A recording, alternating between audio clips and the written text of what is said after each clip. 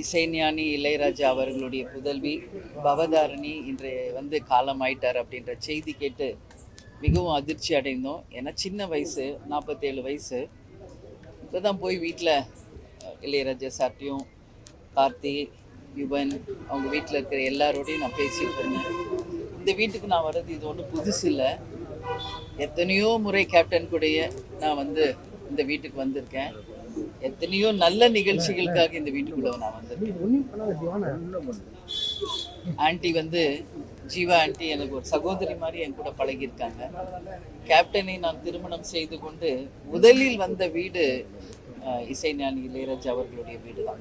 அவ்வளோ பெரிய ஒரு விருந்து கொடுத்து எங்களை உபசரித்தவங்க. எத்தனையோ நல்ல தருணங்கள், சந்தோஷமான தருணங்கள் இந்த வீட்டுக்குள்ள நான் வந்திருக்கேன். ஜீவா ஆண்டி இல்லை அப்படின்றத இன்னும் என்னால் ஏற்றுக்க முடியல.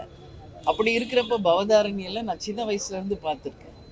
ப்ரிவியூ ஷோஸில் எல்லா இடத்துலையும் என் கூடயே அந்த பிள்ளை பேசின நினைவுகள் தான் எனக்கு வருது. கேப்டனுடைய அலெக்சாண்டர் படத்தில் கார்த்தி மியூசிக்கில் பாடின பாடல் இன்னும் ஒலிச்சிங்க. எல்லார் வீட்லேயுமே ஒரு சோகமோ ஒரு நல்ல செய்தியோ வந்தால் இசைஞானி இளையராஜா அவர்களுடைய மியூசிக் தான் எங்கேயுமே பாடும். கேப்டன் இன்னைக்கு நம்ம எல்லாம் விட்டு போய் 30வது நாள் இன்றைக்கு. நான் இது வரைக்கும் எங்கேயுமே வரல, ஆனால் இங்கே தான் முதல்ல நான் வந்திருக்கேன்.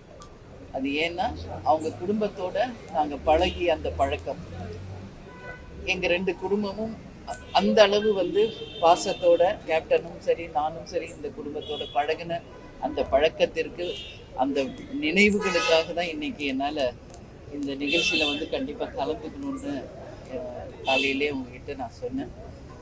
அதனால் பவதாரிணி ரொம்ப எங்கேஜில் நம்ம எல்லாரையும் விட்டு போயிருக்காங்க.